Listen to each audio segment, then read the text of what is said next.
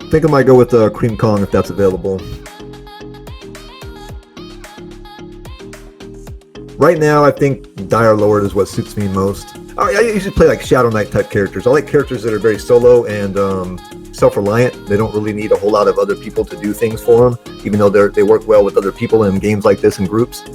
So the tanky type characters, the ones that can take care of themselves, not just like squishy and dead every 2 seconds, are generally what I try to go for. I don't know, I might switch it up, I'm not sure, but I think Dire Lord for now is what I'm going to go with, because that's what I typically go with. And I think I'm going to probably go with an Ogre or Scar. Oh man, I like the old EverQuest MMO, just because it was more social. Like, I like World of Warcraft, for example, right? But it's very, like, you can just kind of have your own personal experience if you want to. Whereas EverQuest kind of demanded that you had social interaction with other people, which kind of made it more seem like a world or a real world.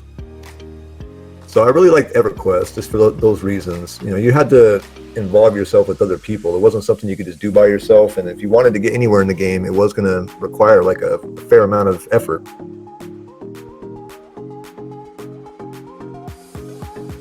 That would have to be when I was a raid leader for a guild called Necessary Evil, and at the time I was on a server that was dominated by Europeans. So there was one time when the server respawned, and Emperor Caesar's at the time was a very popular target. And you know how the keys work for that one. Like, you got to kill him to get a key to go to the next zone, which is Vexdal, and you got to key up your whole guild to go to the next zone. It's hard to do. It takes a while. So you got to kill him many times. It's not something you can just do once and key up the whole guild. There was a time when he spawned and his raid was just bugged. Like, none of his Bane weapons worked against him.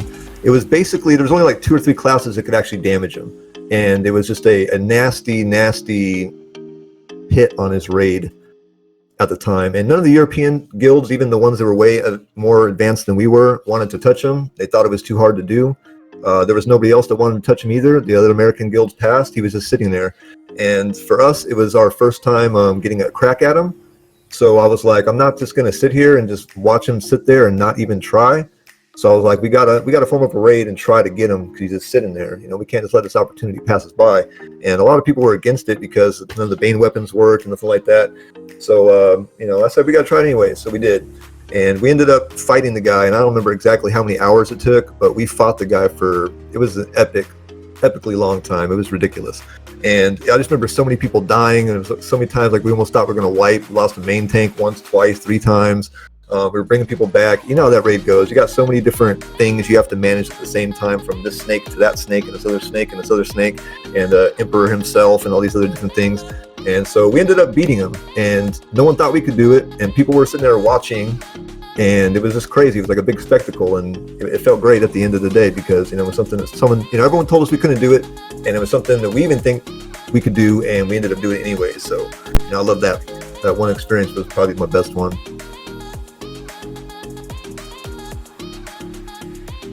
Sure.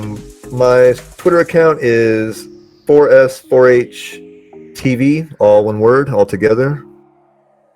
And I have my website as well, which is 4S4H.tv. That's .tv.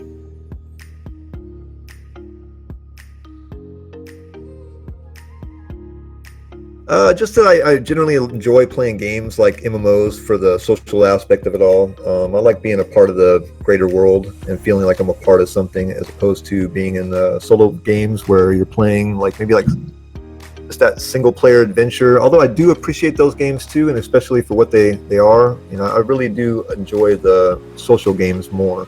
And the kind that Brad McQuaid creates are really just a huge world, and that's why I'm gravitating, you know, towards that more.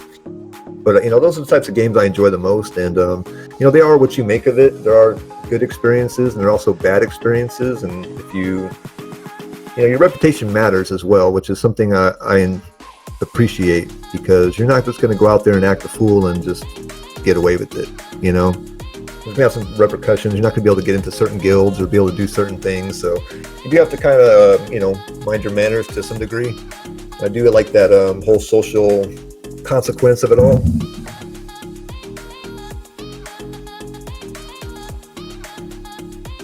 Let's go with September 5th, 2022.